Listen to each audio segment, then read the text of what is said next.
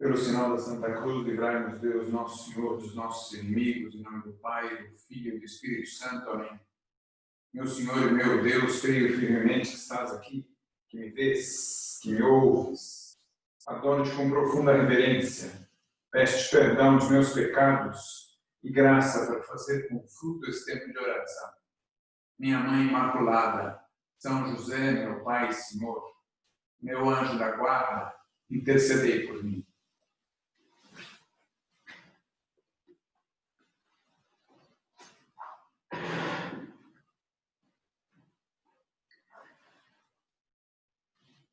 O início do cristianismo é um período assim glorioso, né? Os primeiros cristãos são exemplo de virtudes, de compromisso, de fé verdadeira e profunda, né? E naquela época a igreja era uma família assim de dimensões não muito grandes. Os cristãos de uma mesma cidade se conheciam, eles conviviam nas celebrações.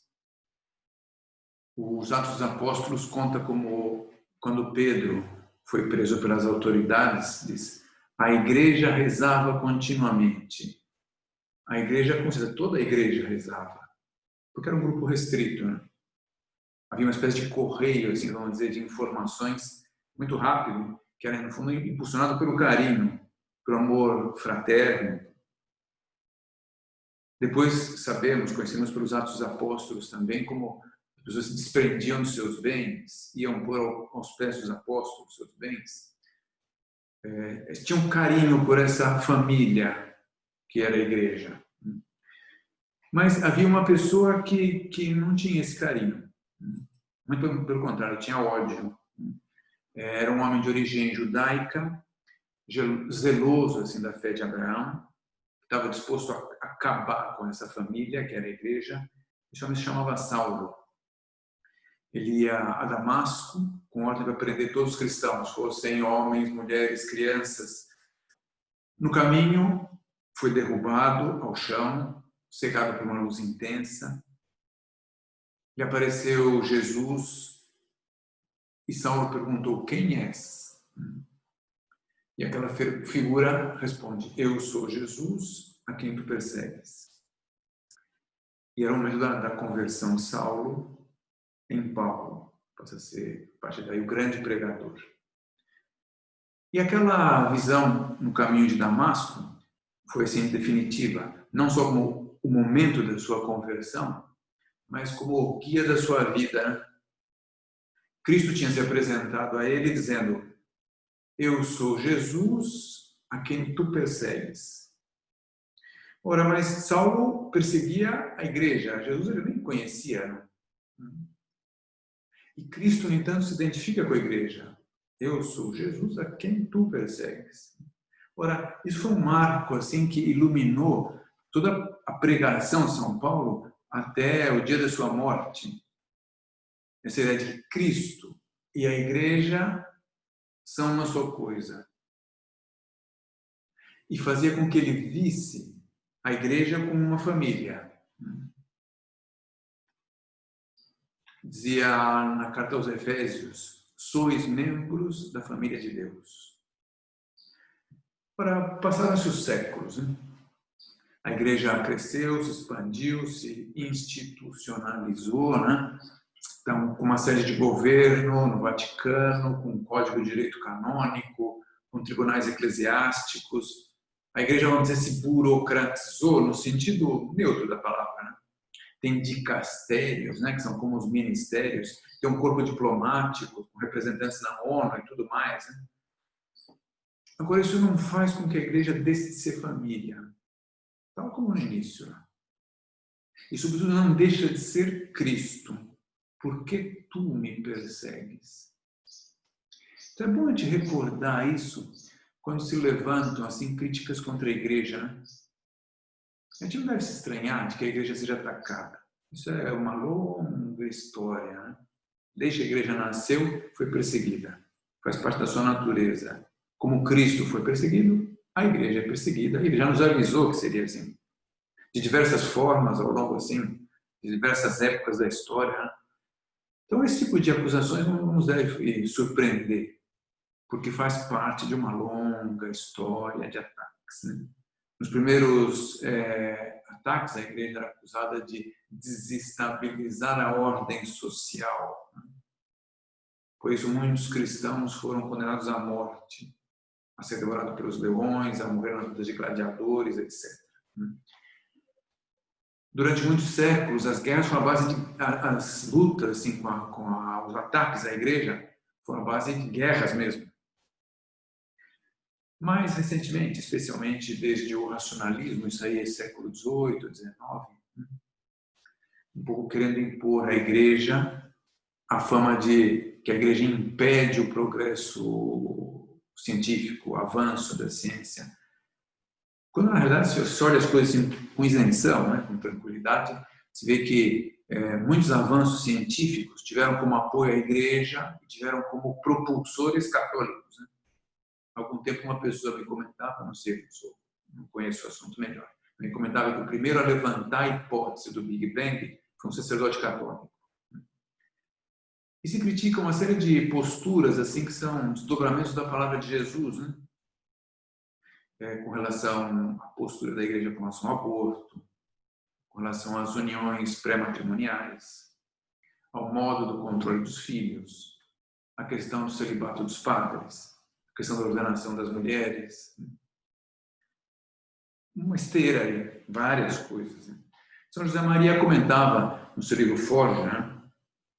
Desde que Jesus Cristo, nosso Senhor, fundou a igreja, essa nossa mãe tem sofrido contínua perseguição. Talvez em outros tempos as perseguições se fizessem abertamente e agora se organizam muitas vezes a socapa, quer dizer, de uma forma oculta, escondida. Mas hoje, como ontem, continua se combatendo a igreja. Que obrigação temos de viver diariamente como católicos responsáveis. Então, se a gente não perde de vista isso, né? Que a igreja se identifica com Cristo. Nós amamos a Cristo, amamos a igreja. Papa Bento XVI, antes de ser escolhido como Papa, ainda quando era cardeal, ele frisava como, nos últimos anos, assim, se tendeu a tomar uma postura que se poderia resumir como, se as pessoas dissessem um pouco por aí, Jesus, sim. Igreja, não. E ele dizia que isso é uma falsa oposição. Né? Seria como dizer, Jesus, sim. Cristo, não. Ou então, Jesus, sim. Filho de Deus, não. Ora, por outro lado, a gente vê como para os santos é uma questão pacífica, tranquila. Santa Joana d'Arc dizia, eu tenho para mim que Jesus Cristo e a igreja são a mesma coisa e que nisso não há dificuldade alguma. Pronto, tranquilo. O Catecismo da Igreja Católica diz, a igreja é este o corpo do qual Cristo é a cabeça. Ela vive dele, nele e por ele. Ele vive com ela e nela. Então, essa identificação entre Cristo e a igreja, de maneira que a igreja não é só uma instituição, é algo muito especial, né? E por isso mesmo só se pode entender a igreja, porque a igreja não é só uma instituição, só se pode entender de verdade com fé. Quando uma pessoa estude, se aproxime, a igreja advoca para si o título de divina. E até esse título muito audaz, de única verdadeira. Coisa que, aliás, só admite depois duas possibilidades. Ou é verdade ou é mentira. E se for verdade, então significa que as demais confissões podem ter parte da verdade, mas não a verdade, não são a verdadeira. O que não quer dizer que não façam nenhum papel, não é isso. Conduzem as pessoas para o bem, enquanto participam de bens comuns, a Igreja de Cristo, que se identifica com Cristo. É isso. Então a Igreja, se a gente pensa bem, só subsiste porque é divina, né? A igreja teria, uma pessoa que estuda um pouquinho, a igreja teria tudo para ter sido destruída 1000 vezes. São 2000 anos de história já, né? Com tantos ataques feitos ao longo da história, séculos, né? Desde quando era pequenininha, mal se podia defender, era todo o Império Romano, que era um gigante. Era para estar destruída por inimigos externos e pelos inimigos que permanecem dentro da igreja também. Que conta um grande especialista em história da igreja, que é José Orlandes. Ele conta de um professor dele em Roma, no tempo da Segunda Guerra Mundial, que é quando ele estudava lá em Roma. Ele diz o seguinte: história singular é do bom padre Guetas, que infundia a cálidas vivências de suas aulas do Angélico, onde ele tinha estudado. Dizia-se entre os alunos que nos anos seguintes à Primeira Guerra Mundial, Guetas havia sido secretário do Partido Socialista do seu país. E nessa qualidade recebeu a tarefa de preparar um dossiê com vistas a uma campanha contra a Igreja Católica que se pretendia lançar. Foi proposto que ele, como parte do pastor, ele fosse lançar uma campanha contra a Igreja. O então o Sr. Guetas pôs mão à obra com uma seriedade própria de um político suíço, recolheu uma ampla documentação, estudou a doutrina católica, a história do cristianismo, mas o resultado não podia ser mais surpreendente. Passo a passo, o jovem socialista chegou à convicção de que a Igreja Católica não podia ser invenção de homens. E as próprias deficiências humanas que se notam ao longo de 20 séculos, misturadas sempre com exemplos insignes de heroísmo e santidade, foram para ele claro argumento da sua divindade. Se a igreja não fosse divina, veio a concluir com boa lógica aquele professor suíço, deveria ter desaparecido 1000 vezes da face da terra.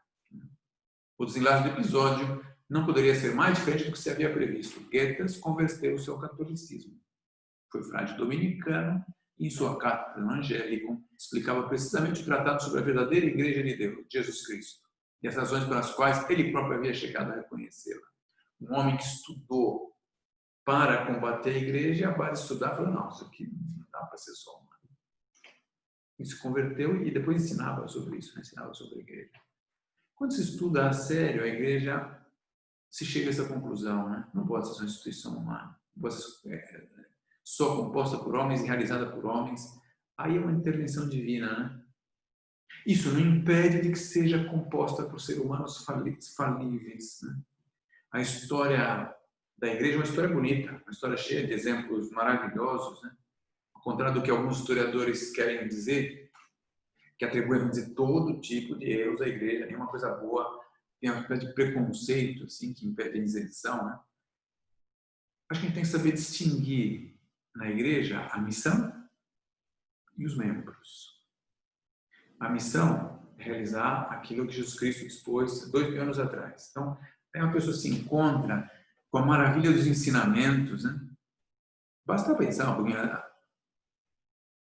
Isso que a gente está entregando, a parábola do filho pródigo, o revolucionário Sermão da Montanha, todas as parábolas, tudo aquilo que Jesus Cristo entregou, nossa. A exigência da doutrina também. Seguir a Cristo é uma coisa muito séria. Cristo não adocicava os sentimentos, os ensinamentos que fazia. Né? O que tinha que dizer, ele dizia. O que doesse, ele falava. E aí ele continua entregando isso. As consequências do seguimento de Jesus, né? Que leva a isso, leva a mudar de vida, leva a batalhar para conquistar as virtudes, afastar o egoísmo da vida. Todos nós vamos sentir, às vezes, essa pressão do egoísmo. O que nos pede a fé é sair de si mesmo, é sacrificar-se generosamente pelos outros, né? E tantas coisas mais. Né? Então, os membros, a missão, os membros da igreja são de carne e osso, como cada um de nós, como você, como eu. Né? Muitos desses membros foram santos, assim, no nível heróico mesmo. Agora, todos foram de carne e osso.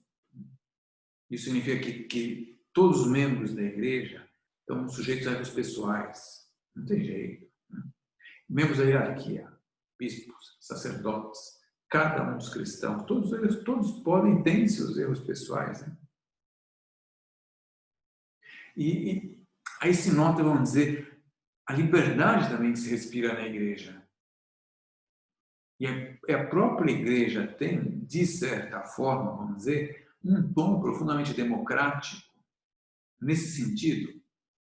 Chesterton, que é um escritor inglês, ele foi visitar os Estados Unidos e ele um texto, ele diz que aplaude o sentido da liberdade do cidadão médio norte-americano. Ele deseja para a América a mesma liberdade que existe na Igreja Católica. E que ele diz isso, né? A Igreja Católica é que continuaria sempre ordenando negros, canonizando mendigos e lavradores, porque a única base séria de uma verdadeira democracia é um dogma sobre a origem divina do homem. A Igreja entende bem o homem por isso, porque entende que o homem vem de Deus. Então, a distinção entre a santidade da Igreja e as falhas assim dos seus membros ajuda a resolver muitas questões históricas, né? Sempre houve, sempre haverá erro dos membros da Igreja. E como ela tem 2000 anos de história, é natural que se possam só muitas falhas, né? Assim se entende a Inquisição, se entende as cruzadas, com seus acertos e erros, né? Os erros do luxo excessivo em determinadas épocas da Igreja, ou de pouco combate à escravidão dos negros no Brasil. Você vai falhas, erros que aconteceram em períodos determinados. Né? Agora, junto a isso, você vê tantas coisas maravilhosas, né? Os missionários na Ásia, na África, né? Tantos passaram por pobreza, e hoje em dia vivem assim, pobreza extrema, ajuda aos necessitados. A gente pensa, qual a importância, o papel insubstituível dos religiosos na educação no Brasil, né? Como foram um papel fundamental. Acho que vem bem um texto de uma homilia de São José Maria, em que ele diz o seguinte: se alguma vez tropeçarmos com pastores indignos desse nome, Deus pode permitir, se grande prova, não nos escandalizemos. Cristo prometeu assistência infalível e indefectível à sua igreja, mas não garantiu a fidelidade dos homens que a compõem. É isso, né? Deus garantiu a fidelidade da igreja. Não que cada um vai, não se houver falhas. Pode acontecer que eles se deparem com um padre que não lhe agrada tanto pelo modo, por algum comportamento que teve, que foi, ou por alguma coisa que comenta um líder pastoral dentro de uma paróquia, de um grupo. E às vezes até coisas que chegam por notícia que nem é verdadeiro, são fake news, né? Que circulam. Isso aí não pode abalar nem minimamente a nossa fé na igreja, né? Um católico deve amar a igreja porque ama Jesus Cristo. E também diz São José Maria, numa das suas homilias em Cristo que passa, Cristo vive na sua igreja. Então não basta assim só que a gente não se envergonhe da igreja. É preciso vê-la assim como mãe, que você veja a igreja como mãe, né? Que cuida, que vela, que educa, que ensina, que ajuda. É preciso ver a igreja dessa forma familiar. Em caminho se lê, né? Que alegria poder dizer com todas as forças da minha alma, amo a minha mãe, a Igreja Santa, com todas as forças da alma. Isso é mais do que uma pessoa simplesmente sentir-se membro da igreja, né? Não, é ver a igreja como objeto de amor. E acho que é isso que eu gostaria que nós refletíssemos hoje aqui agora. Não é só um conhecimento doutrinal, sabe que a igreja está correta, que isso é história. Não. É gostar, é ter carinho, é ter simpatia pela igreja que pertencemos, né? E tratar com carinho as pessoas que convivem conosco, em função disso. Daí a alegria que nós temos em ver as igrejas abertas novamente. Quantas pessoas, às vezes eu andando na rua para fazer uma compra de necessidade, se aproximaram de mim, assim, me ver vestido de padre, dizer, quando abrem as igrejas? Aí eu fui avisando. E agora já, graças a Deus. Que alegria ao retorno às missas presenciais, né? Para se sentir mais facilmente como membro da comunidade paroquial, né? Então, nós devemos ter carinho pela igreja e devemos também ter um carinho, apreços muito particulares àqueles que dirigem a igreja, né? Ainda São José Maria quem diz agora em Forja que a consideração diária do duro fardo que pesa sobre o Papa e sobre os bispos te inste a venerá-los, a estimá-los com verdadeiro afeto, ajudá-los com a tua oração. Então, começando pelo âmbito paroquial, A paróquia não é a igreja, toda a igreja completa, não é isso. Mas é a igreja.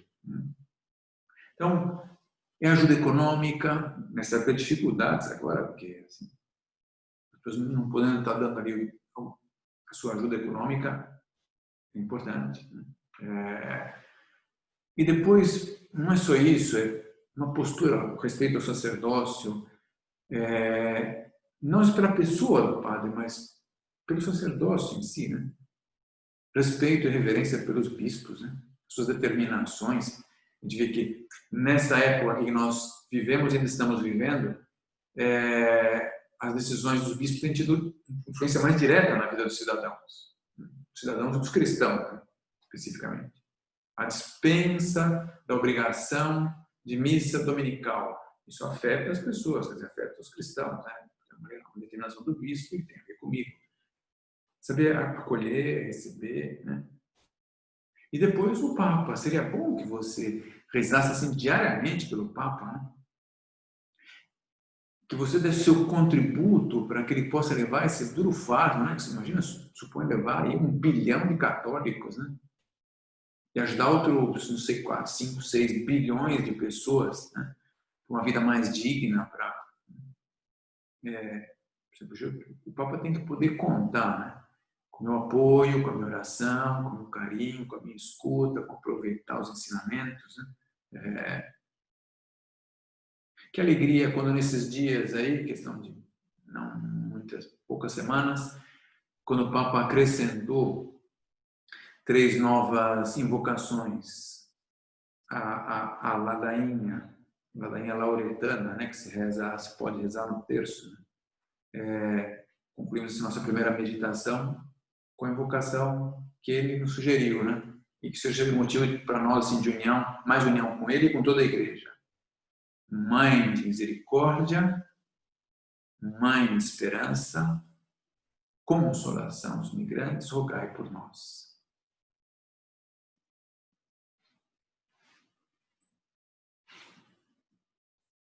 Nós vamos agora fazer o nosso exame de consciência.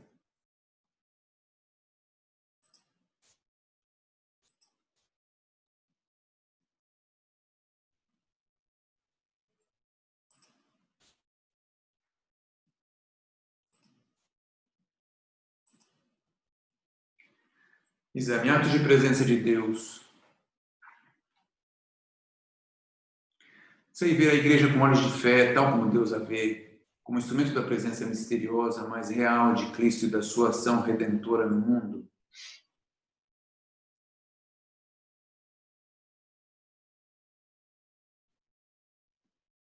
Conheço a doutrina católica sobre a igreja, tenho noções claras sobre a história da igreja.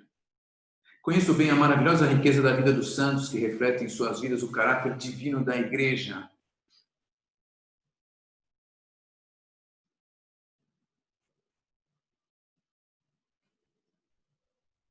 Compreendo que a verdade cristã não é uma posição, uma opinião subjetiva, cada qual fabrica conforme o seu parecer, mas uma verdade objetiva, revelada por Cristo e conservada em sua autêntica pureza pela Igreja.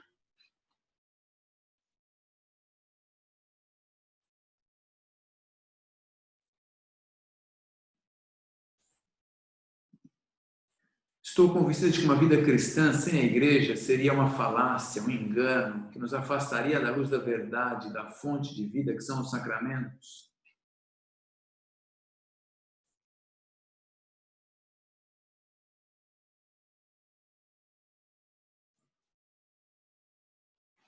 Compreendo que eu também sou igreja, sou membro vivo da igreja, do corpo místico de Cristo, e tenho por isso a responsabilidade pelos que são membros desse mesmo corpo. Sou consciente do dever que tenho de rezar, de ajudar os outros, de fazer apostolado.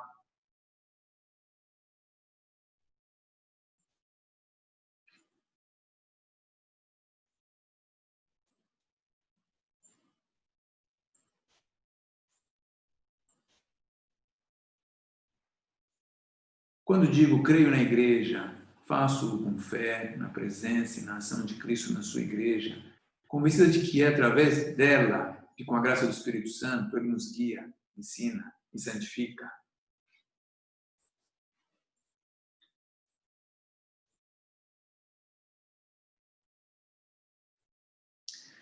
Rezo pelo Papa, sucessor de Pedro e vigário de Cristo na Terra. Que iniciativas tens para dar a conhecer os seus ensinamentos? Defendo-os serena e inteligentemente quando criticam e procuro desagravar?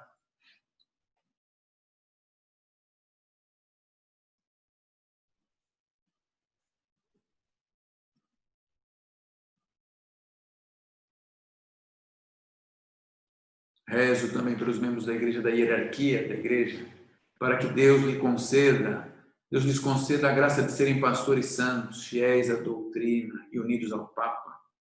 Rezo especialmente quando tenho conhecimento das falhas e fraquezas humanas de alguns deles.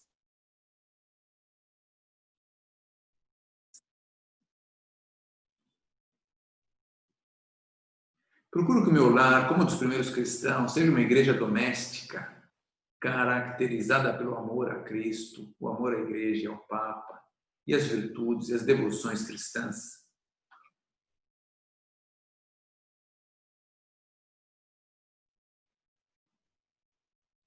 São José Maria dizia que os cristãos devemos ser semeadores de paz e de alegria. Posso dizer que sou assim, um semeador de paz e de alegria no meu lar, no meu trabalho, momentos de lazer e de esporte, na vida social.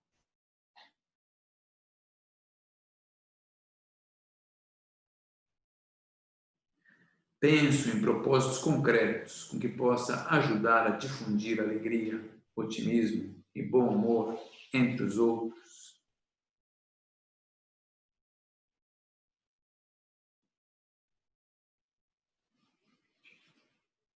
Ato de contrição.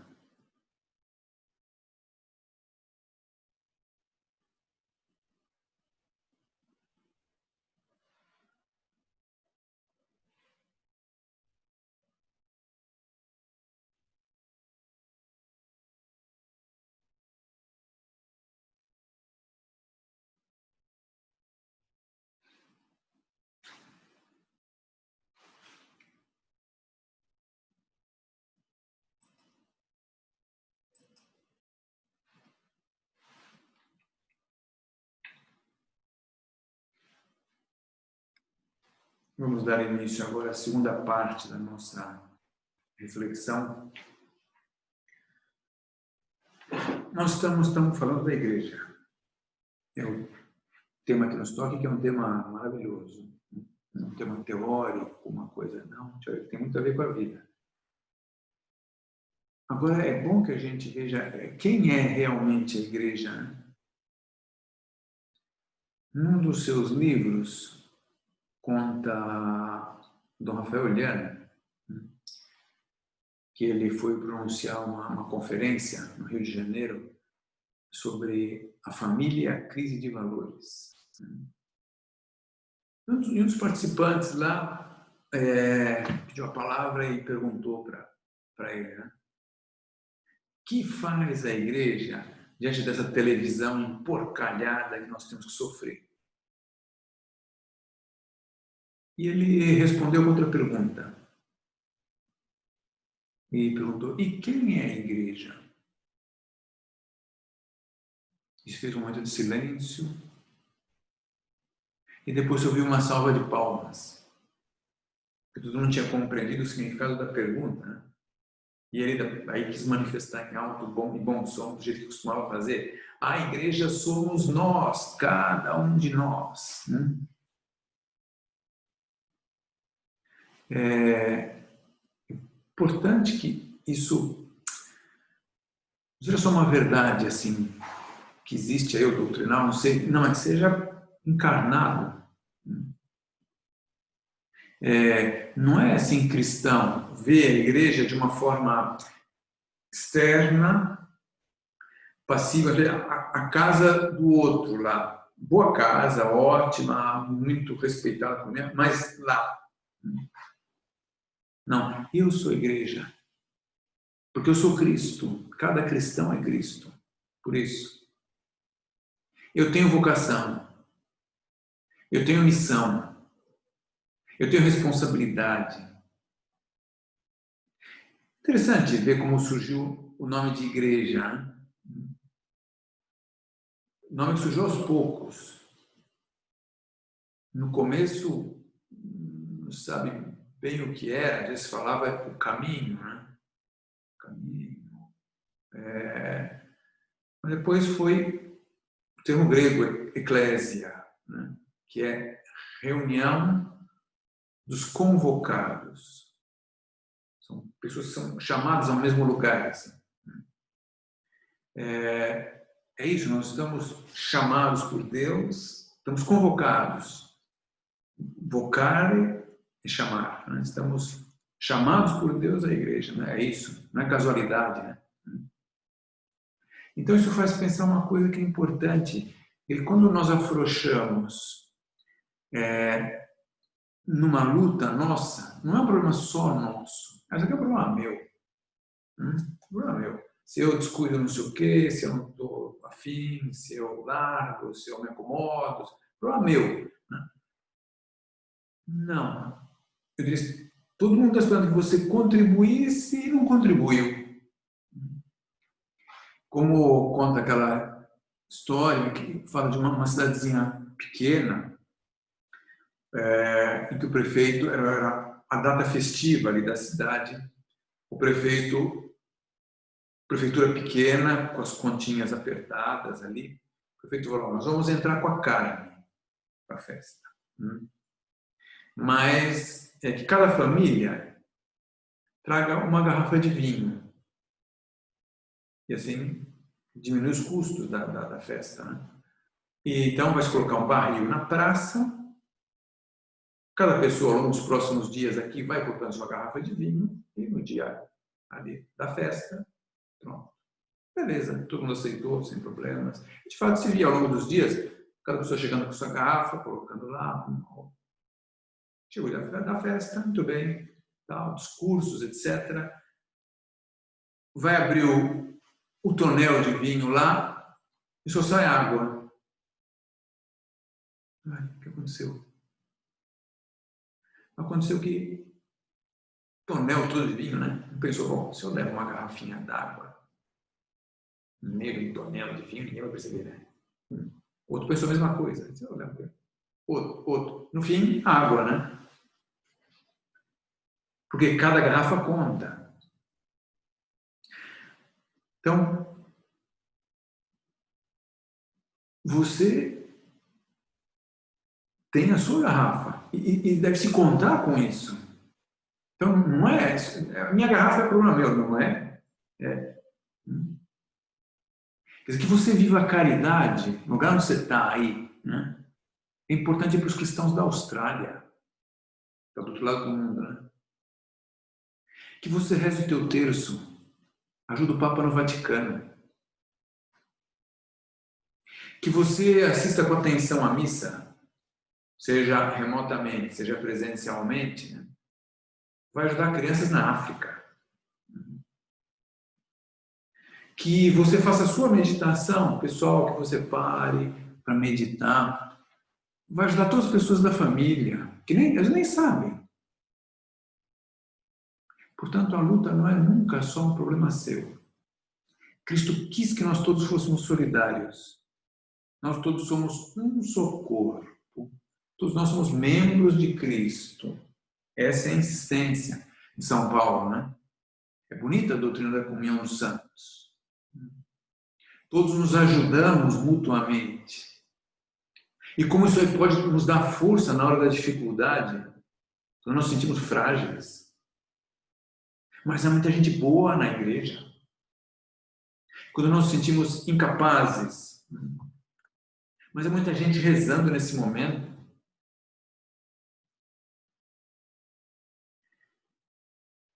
São José Maria que vivenciava isso muito. Quando era ainda sacerdote jovem, ele atendia uma mulher que tinha um traço de deficiência mental. Um traço. Era chamada de Henriqueta a Tonta, ali na cidade, né? E ela ia se atender com ele. E ele percebeu que era uma alma delicada, que era uma pessoa, embora com esse problema, mas era... Então ele pediu que ela rezasse por uma coisa que... Ele não falou para ela o que era. Reza uma intenção minha. Ela não sabia o que era. e começou a rezar em função daquela oração daquela mulher, contra toda assim, perspectiva, previsão, se fechou um jornal que era bem anticatólico, né? E que era a intenção de São José Maria. Ele viu o mal que fazia aquele jornal, né? Uma oração de uma pobre mulher ali. Olha, onde chega a oração? Que fruto vai dar? Quem está rezando por nós? Quem está rezando porque está rezando e Deus vai fazer chegar essa oração a nós? Ou quem está necessitado próximo de nós? Mas, nesse sentido, se vivencia mais que a igreja é família. Então, todos nós devemos nos sentir como membros ativos da igreja. E é missão dos leigos construir a igreja no lugar onde estão, né? Exatamente aí onde estão. Dar testemunho. Difundir a fé. Uma missão que é inseparável do batismo. A pessoa que foi batizada já tem, pelo próprio batismo, esse sentido missional. Ser testemunhas da verdade, né? A gente vê hoje em dia, com a internet, quantas questões em debate, né? Opináveis, mas que têm sua relação com a fé, muitas vezes. Está aí cada leigo no seu lugar para dar testemunho da verdade. Portanto, a gente vê que não adianta eu querer conhecer a doutrina da Igreja Católica para mim, para que eu esteja ilustrado, saiba resolver minhas dúvidas. Não, é para comunicar. Ainda mais hoje, o mundo é tão intercomunicado assim. Né? E muitas vezes, no contato com as pessoas, vai saindo isso, vão saindo as dúvidas, as inquietações, as problemáticas, e é bom que haja esse tom de confidência, onde a gente troca, onde a gente partilha. Né? Ora, sempre houve ignorância, né? Sempre houve. Né? Agora, hoje em dia, é uma ignorância bastante brutal mesmo, em matéria de fé, de moral. Né? Às vezes se reveste umas capas um pouco assim, culturais, filosóficas, ou até teológicas, né? Às vezes se põe sob o rótulo da liberdade, coisa muito atrapalhada, né? Sob o título de compreensão, se engole muitos sapos. Então, sem o conhecimento, sem conhecer, a fé acaba se apoiando só nos sentimentos. Se constrói sobre a areia. Cristo que fala, a casa construída sobre a pedra e a casa construída sobre a areia. Então, é bom que haja no coração essa preocupação boa da doutrina. As pessoas estão lidas a nós por laços de amizade, de parentesco, proximidade de algum tipo. Né? Eu penso que nisso a internet é um excelente meio. Né? Até porque permite chegar a gente fisicamente muito distante. Assim, a gente está em outro lado, né? Não tem problema com isso. E para isso, conhecer bem a doutrina católica. Estudar bem as coisas. E há tanta coisa para estudar. Participar de aulas de doutrina boas.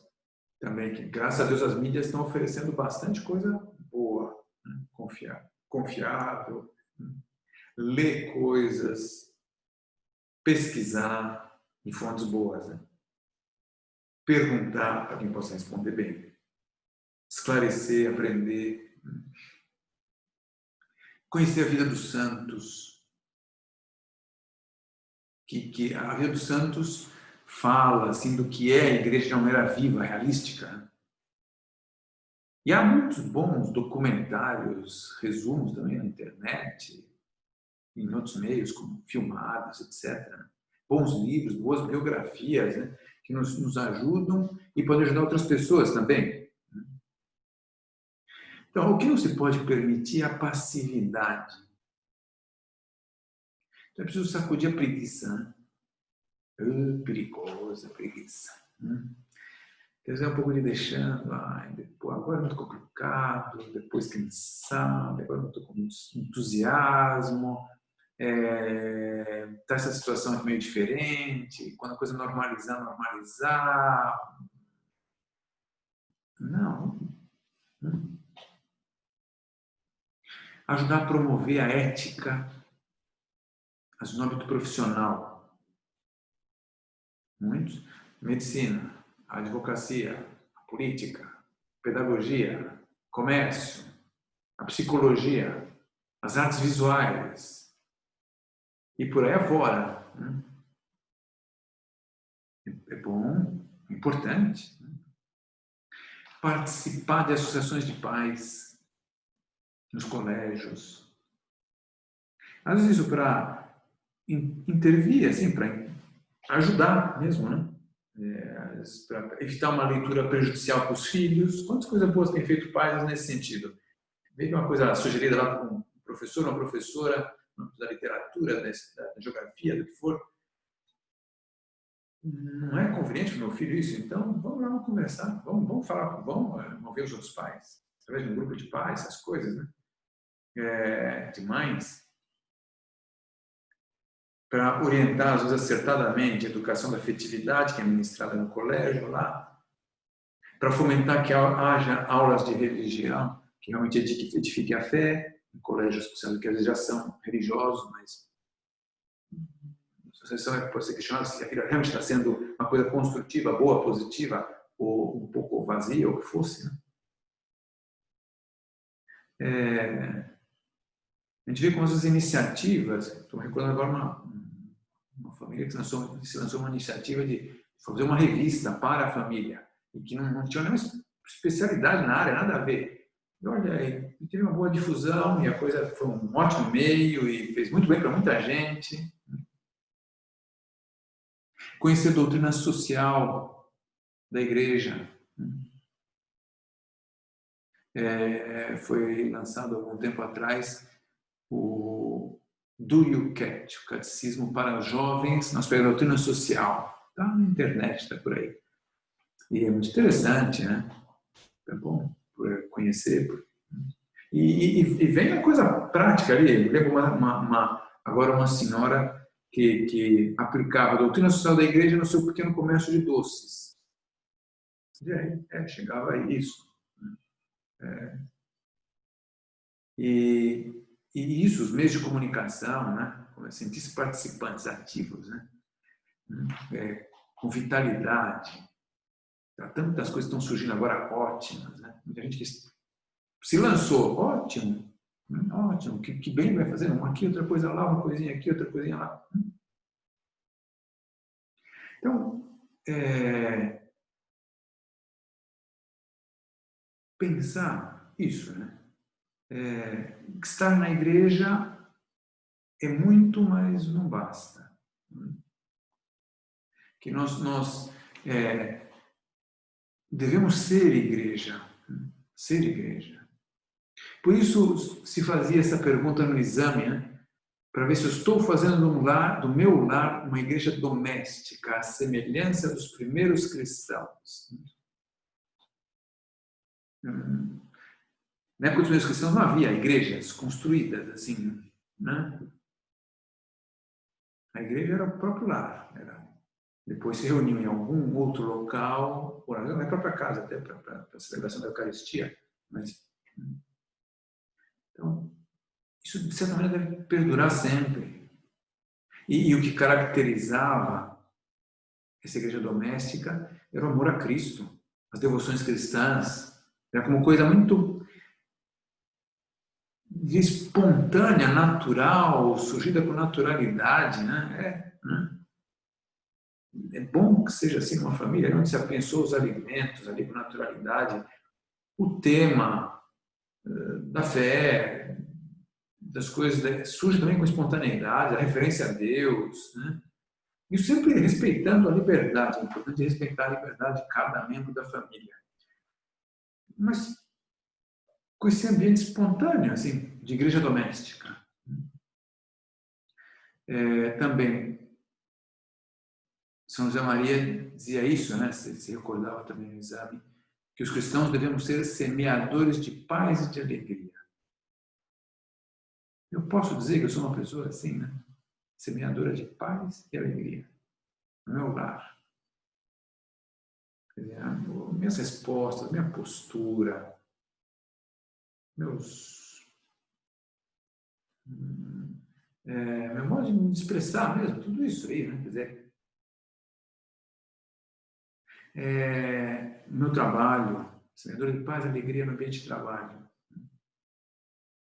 Agora a gente vai descobrindo que também em trabalho remoto, em trabalho, né, em casa, home work, assim, mas em empresas, né? Então, cada um está na sua casa com o seu computador. Mas também nem sempre dispôs da briga. Continua havendo brigas, continua havendo ofensas, continua havendo desentendimentos, por reunião remota, igual. Enfim, é o ser humano.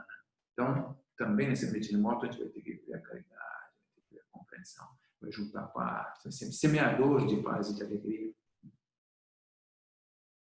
Então, o relacionamento social, né? Sentido mais amplo, não é só minha família, minha casa, aqui no apartamento, não, é a família, o âmbito social, respeitando o relacionamento, o distanciamento que você tem que respeitar, mas é boa a expressão, é boa para o exame, né? Semeadores de paz e de alegria.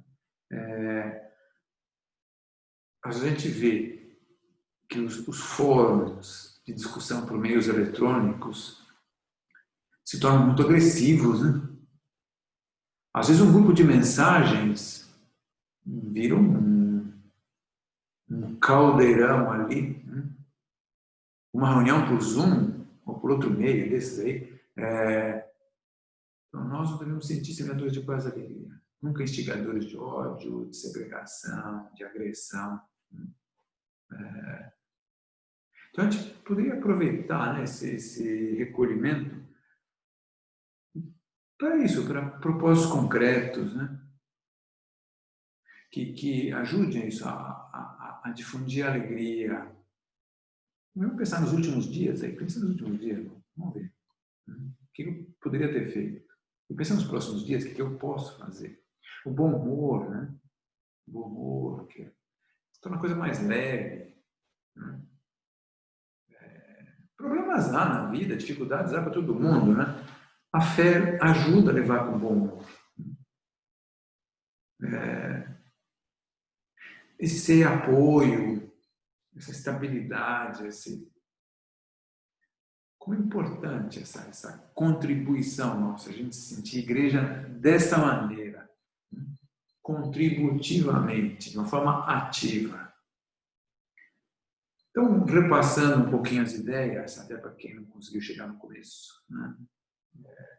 Cada pessoa tem suas dificuldades. Né? Recordar o início histórico do cristianismo, os primeiros cristãos, né? Que, como dizer, com a igreja era pequenininha, acho que facilita a perceber que a igreja é família. Porque naquele primeiro momento era mais visível, talvez mais palpável, assim. Mas continua sendo. Né? Depois, por outro lado, falávamos disso, de que saber que sempre houve críticas contra a igreja, né? E que isso aí não deve nos assombrar nunca. Jesus Cristo já nos alertou de que isso aí ia acontecer, não deve mexer conosco, não deve nos, sei lá, ficarmos assim, preocupados ou tensos, o que for. Né? Não é. Esclarecemos, eu não estou dizendo isso que for necessário, mas já sabendo que hoje vai ser isso, daqui amanhã vai ser outra coisa, depois vai ser uma terceira, e aí vai. Depois insistimos bastante nisso, né, em que devemos ver na igreja o próprio Cristo, Cristo que continua presente entre os homens. Né? Não é uma instituição, é o próprio Cristo vivo, é o Cristo vivo que continua entre nós. Né? E a consequência desse amor, assim, à igreja, né, que é Cristo, deve ser defender com serenidade e com firmeza a igreja. Procurar viver intensamente a própria fé, conhecer cada vez melhor a doutrina cristã, e aprofundando, esclarecendo, resolvendo. Né? E assim, nos sentindo igreja, sabendo que nós somos igreja, ajudar isso, que haja paz e alegria à nossa volta, né? Cada um de nós. Vamos concluir recorrendo a Nossa Senhora, que é Mãe da Igreja.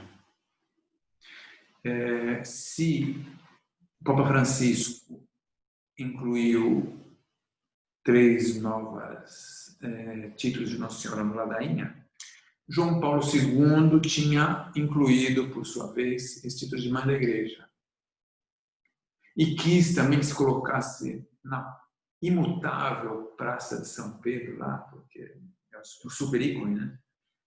Uma mudança, que é como não havia imagem de Nossa Senhora, na imagem na Praça de São Pedro, por intervenção de algumas pessoas, assim, de jovens, né? Jovens que sugeriram para João Paulo II, e colocou lá uma imagem grande, bonita, né? Bem colorida, de Nossa Senhora Mãe da Igreja. Posso escolher uma imagem para pôr lá na Praça de São Pedro, colocou a imagem da Mãe da Igreja.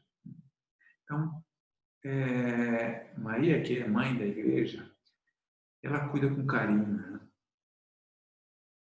E faz com que mesmo esses ataques perpetrados contra a Igreja, que se dão sistematicamente, né, que no fundo seja só uma ocasião de fortalecer, de crescer mais, né?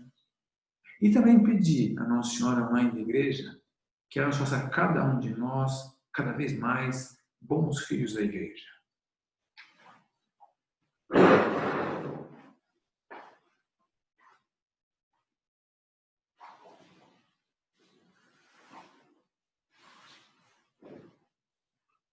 Dou-te graças, meu Deus, pelos bons propósitos, afetos e inspirações que me comunicaste nesta meditação.